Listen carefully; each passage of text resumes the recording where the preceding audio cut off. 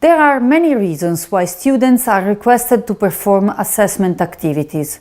Some of them are related to external factors, the department reputation, the rates of selections for the following steps, the standards set at institutional level, etc.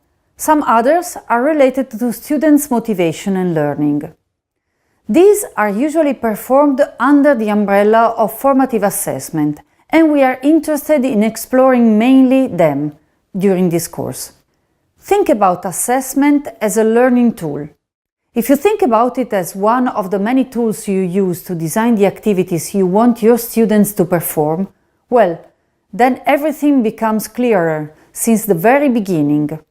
Formative assessment has the aim to work on helping students become self-regulated learners, not to measure what they've learned now, but will easily forget tomorrow.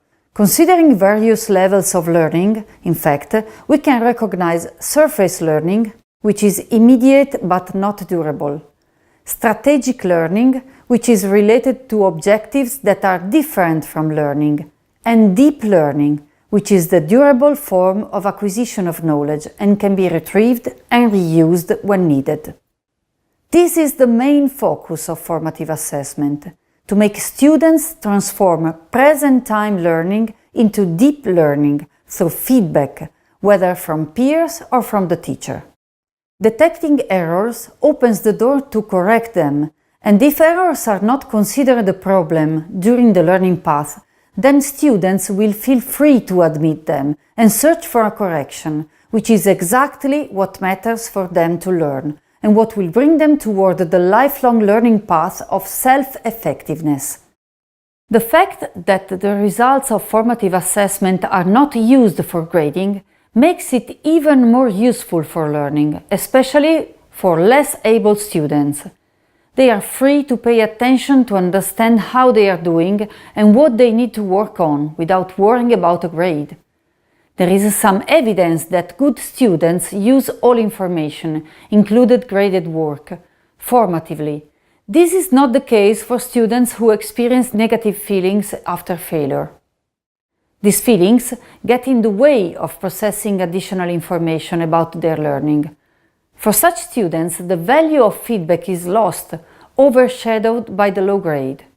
Formative assessment gives a teacher information about how long to form and when to sum. Some students simply need more practice than others to master knowledge or skills. If formative assessment information says students' work is close to the learning target, those students obviously don't need as much practice and are ready to demonstrate achievement on a summative assessment.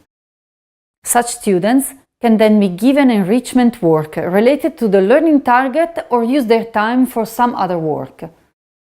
Formative assessment information can come from questioning and discussion with students, from their work, quizzes, assignment, homeworks, or from direct observation of students during their work. When students and teachers routinely share information about the quality of students' work relative to the learning targets, learning improves. Formative assessment helps identify what students can do with help and what they can do independently. Participating in formative assessment involves students in active learning, keeps them on task, and focuses them on the learning goals. Formative assessment, especially peer evaluation and self-evaluation, helps students with the social construction of knowledge. But more important, formative assessment allows students to receive feedback on precisely what they need to do to improve. It shows them what to do next to get better. Let's start from this point.